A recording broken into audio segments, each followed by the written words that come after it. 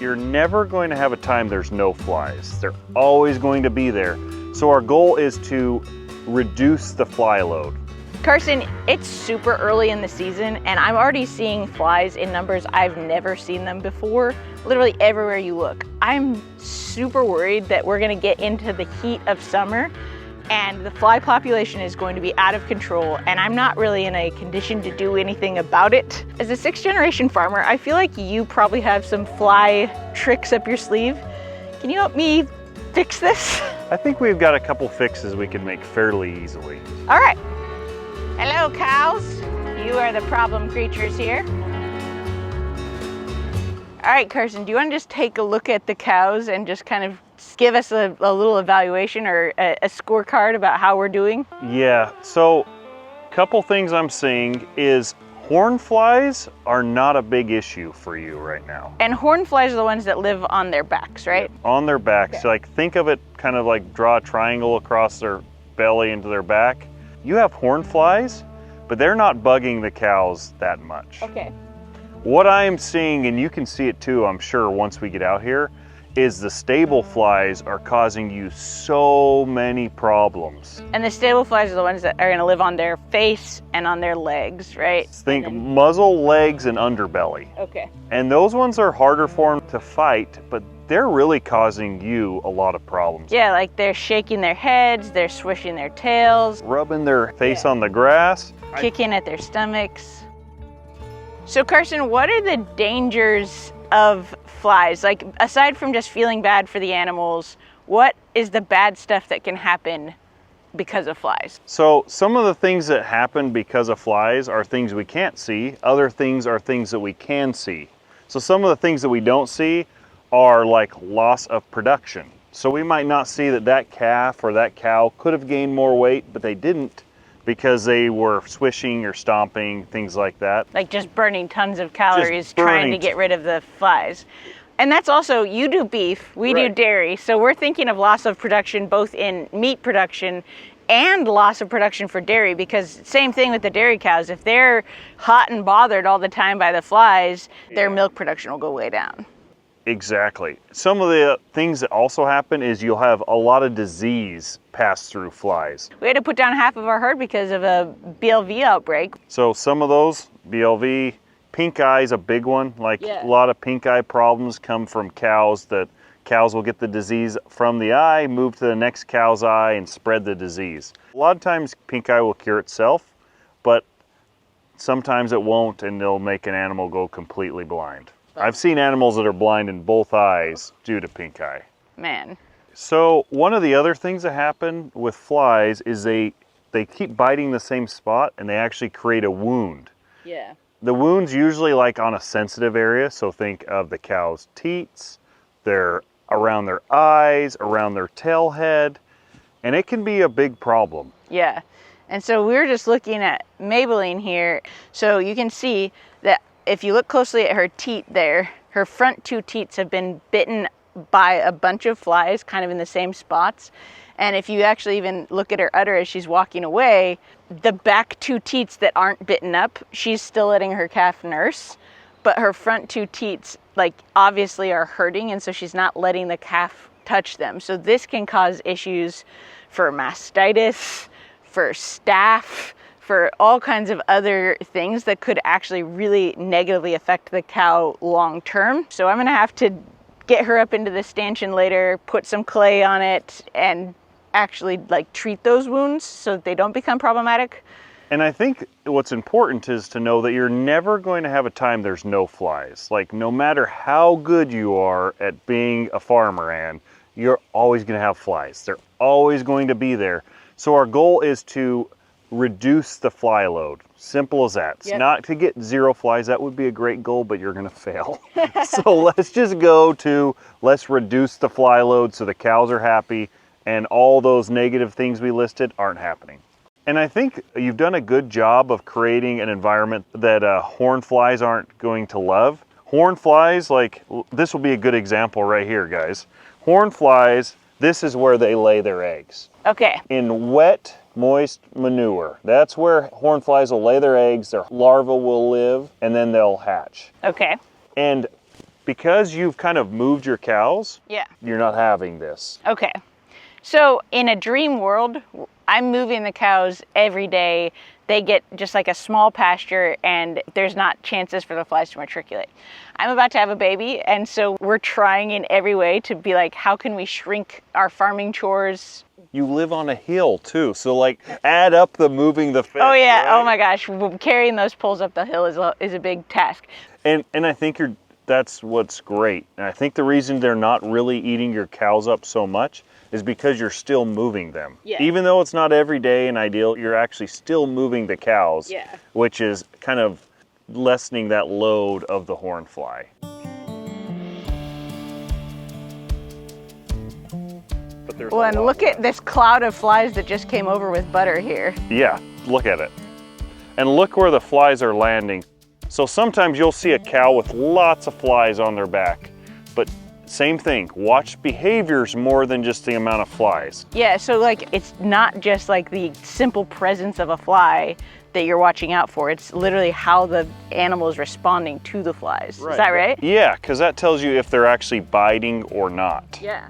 Right? Some feed additives, which we'll go into as we talk about solutions, will actually make it so biting flies, they will still land on the cow, but they won't bite them. Yeah. That's why you're kind of watching for that, because cows are just naturally going to attract flies. Even with the best practices, right? Yeah, they're just naturally, that's where most of the flies are going to go. They're warm, they have the environment, they have some smells that cows like, they have manure around them, urine around them, so the fly is definitely going to go to the cow. But what we're going to be checking for today is how bad are your flies actually affecting your cows. A good example are these flies here. Yeah. They were there, they're not really bugging her that much. They're literally just hanging out. They're just flying around.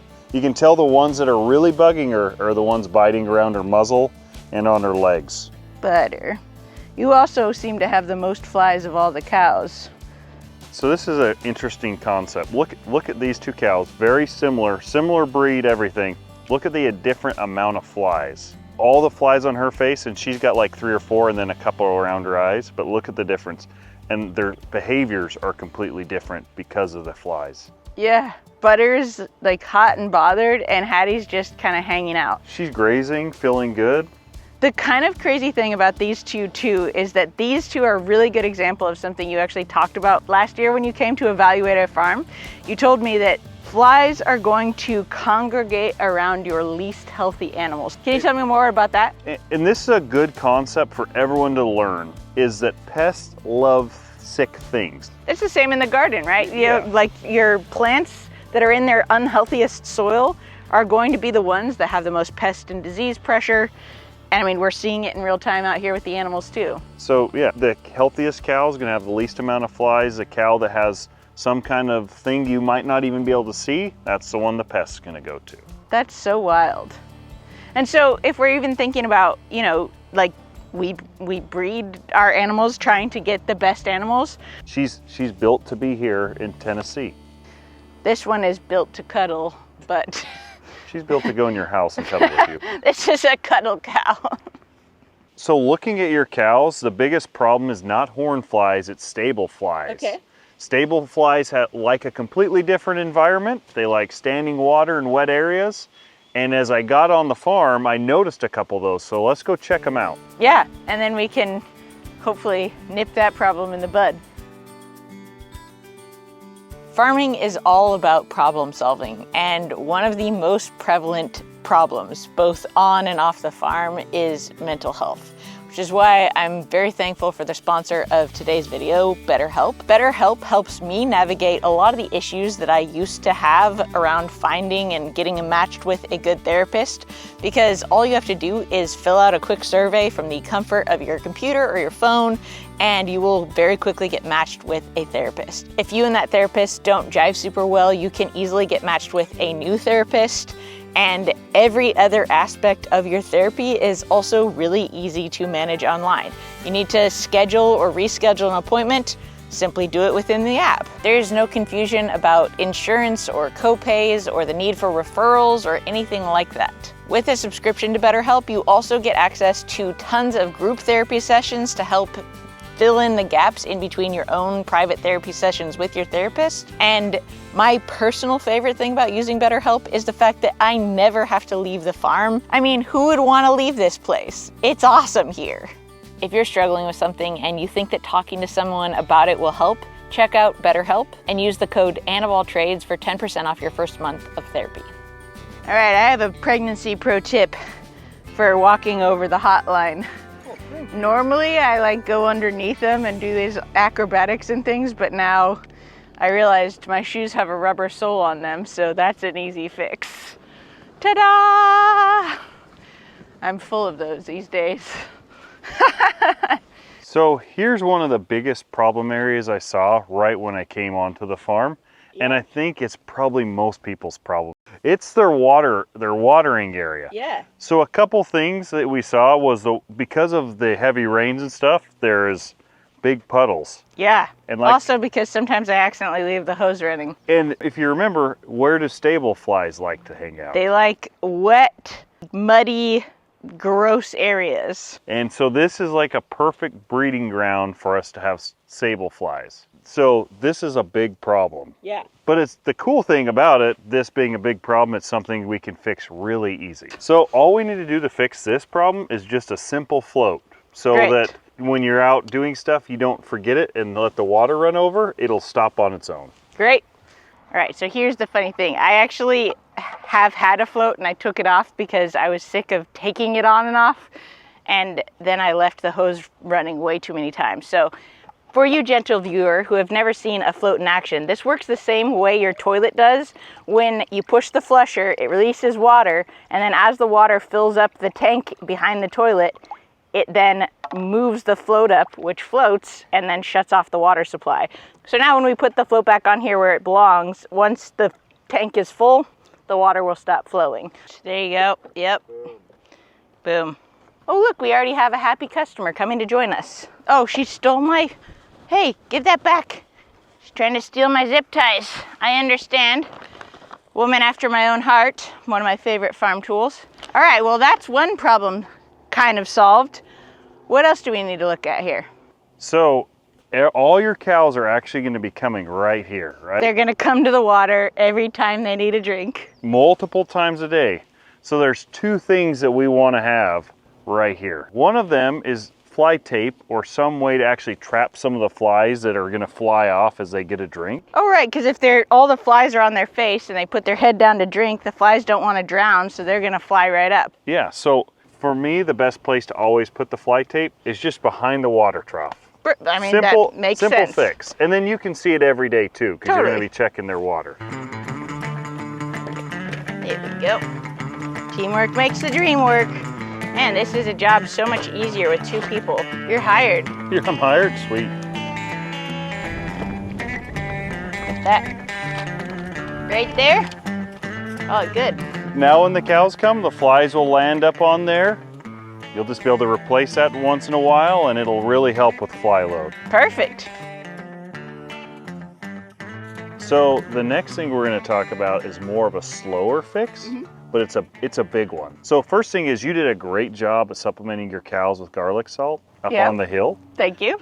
But we're gonna move it closer to the water trough so they have access to it more often. That makes sense. They're coming to the water every day. Their minerals are right here. For the gentle viewer here that is not a cow farmer, we have our regular salt, which we give to the cows for all kinds of health reasons. But this salt has garlic added to it for the same reason that we learned in Twilight.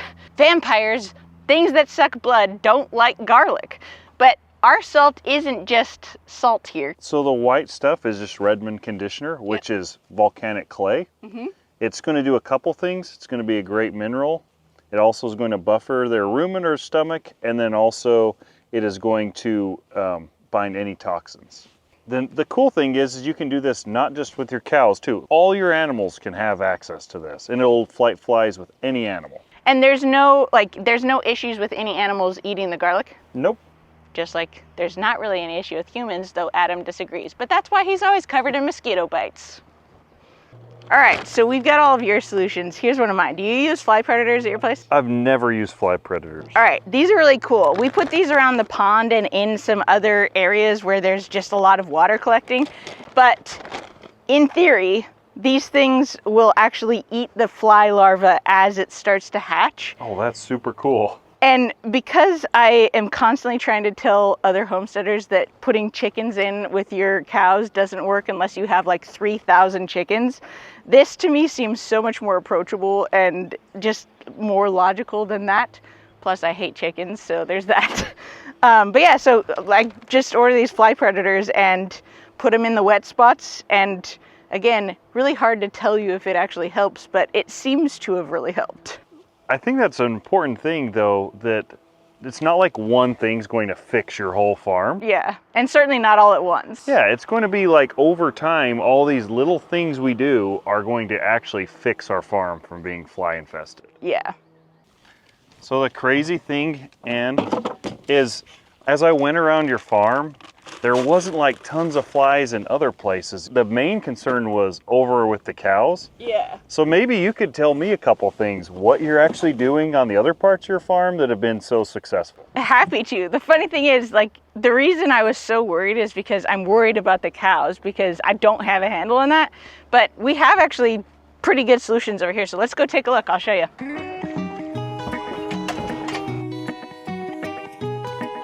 By the way, since we're talking about solutions here, let me just show you this. Because Farmer Adam does not have my farmer skin, he gets sunburned just thinking about going outside. So I got him this really nifty hat, and Dadum, as we are now fondly calling him with the mustache and the sweatpants and the New Balance shoes, is really looking pretty fly these days. Can we not agree? All right, so as we come into the place where everything is kind of like more confined and I spend an enormous amount of time, this is where I'm far less worried about these problems compounding because it's so much easier to deal with things as they come than, 30 acres of pasture where the cows are. Right. But the crazy thing is a lot of people don't think that. They think the barn is the hard part. Oh, for me, the barn is the easy part. Let's go in and I'll show you. Hey, buddies. Okay, so right off the bat, I'm really anal about keeping things swept, and so just keeping things clean keeps the flies off for sure. Then I also have a fly zapper that I plug in every night when I'm putting the animals to bed. So anything that's flying around or whatever is like attracted to that. We've got fly tape there. As we come in here, another big thing is when we moved here, I switched to pine bedding, which basically turns to dust as it gets wet, and so then you can kick dust over anything, so there's no wet spots. So just like you were, sorry, you're getting a free massage from my goat. That's great. Yeah. So there's never any wet spots for the flies to converge. You'll notice too that this door is not all the way open and that there's a fan. Flies hate wind, Right. and so they won't fly in from this way because there's a very, very heavy wind there. And then I put the water where flies might want to congregate back behind the fan, so like they have to fly through the fan's wind to get there. And you can see there's a couple flies in here, but nothing like what you might expect. Well, look at your goats. There's no flies. Yeah, on there's them. no flies on the goats. The goats obviously also eat their fair share of Redmond, Right. garlic salt, and conditioner. And another thing is we're filming in here, so I turned on the lights. But one of the big things is that flies really don't like darkness. And so we keep the lights off in the barn, and that keeps 90% of the flies from being like, oh, what's this sunny spot in here? Let's go hang out. Right. Adam just confirmed that when Adam leaves the lights on, I'm annoyed. Well, from a frugality standpoint, from a fly standpoint, etc., etc. Then I really do believe in the concept of everything in the way, on the way. So I keep the fly tape right here, so it's always easily accessible. So probably in another month, if the flies do start getting bad, I'll put the fly tape up. The one danger with goats is how curious they are. So I try to use this fly tape as little as possible around the goats because they always get curious about it no matter how I conceal it or hide it from them, and then they get caught in it, and then Actually, Adam can now roll tape on a very funny sequence from one time when I was putting fly tape in the barn and Jeffrey, our goat, attacked me. Jeffrey?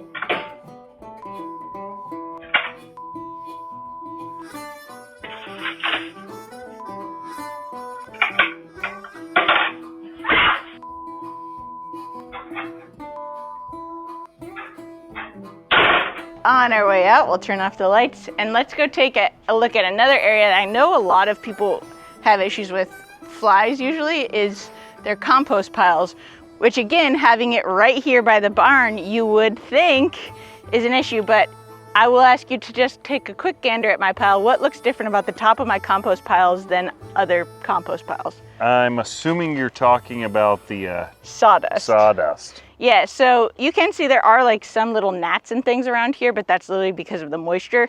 But yeah, I have sawdust from my wood shop and I make sure to, every time I put anything on here, that there's just a layer of sawdust. It doesn't have to be sawdust, carbon.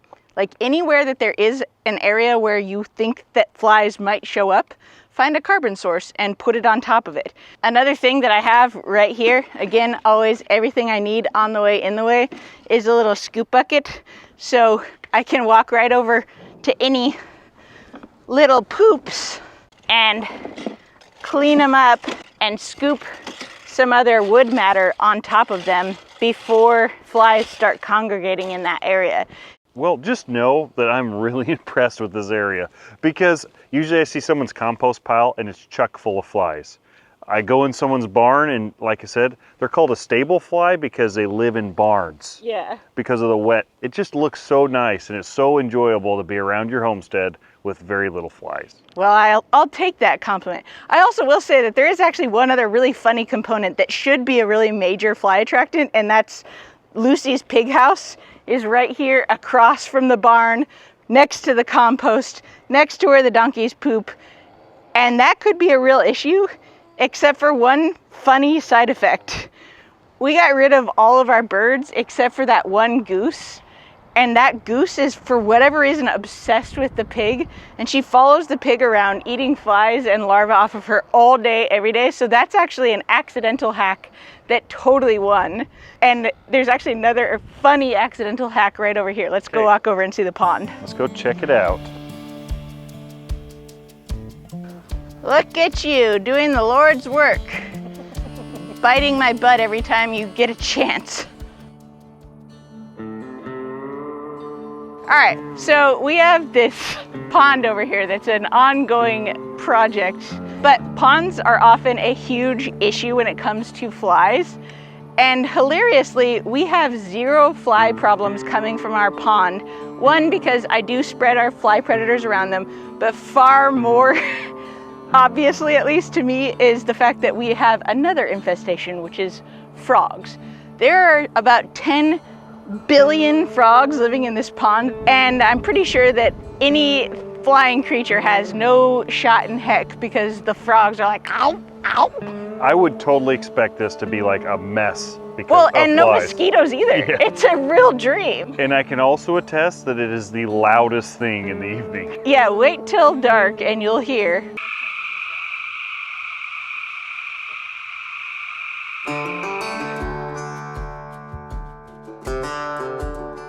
So earlier we dealt with all of the short-term solutions.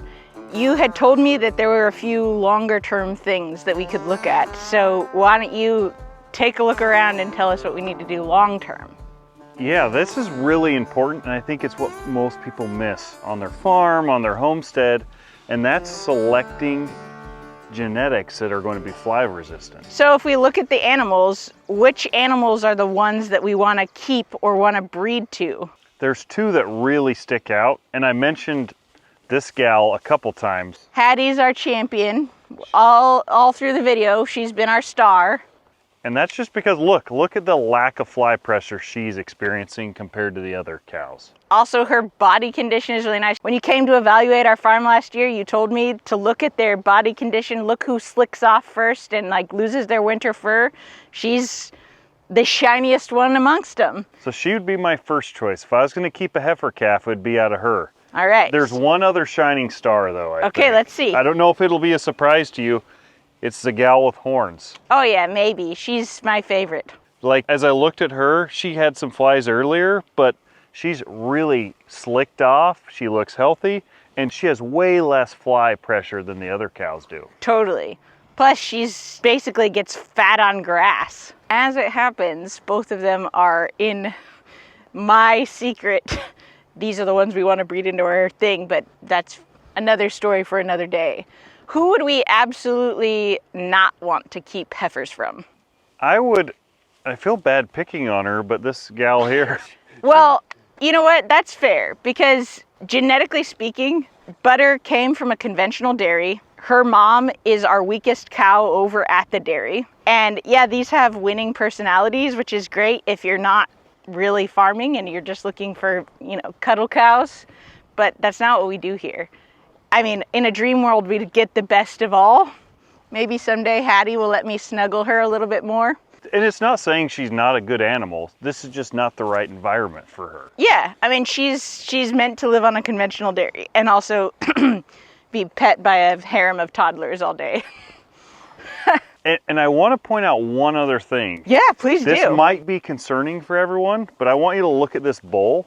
Okay. And if you notice right around the tip of his front shoulders, there's a lot of flies. It's really common for bulls to have more flies than the cows do, and that's because of the hormones and the extra oils and scents that they're excreting that the cows aren't. Also, you said earlier that flies really like warm bodies.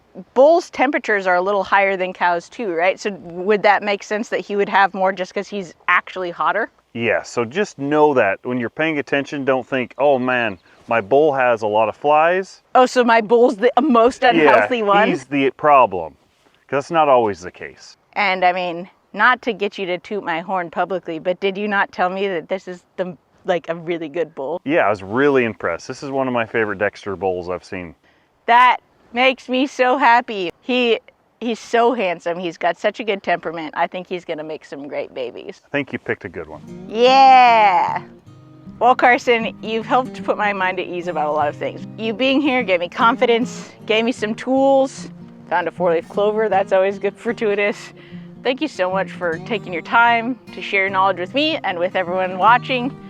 We hope you come back soon, buddy. I do too. That'd be awesome. All right. All right, Karson, we are approaching peak fly season on the farm, and I am, howdy. We are approaching peak fly season on the farm, and I am really worried. Bella?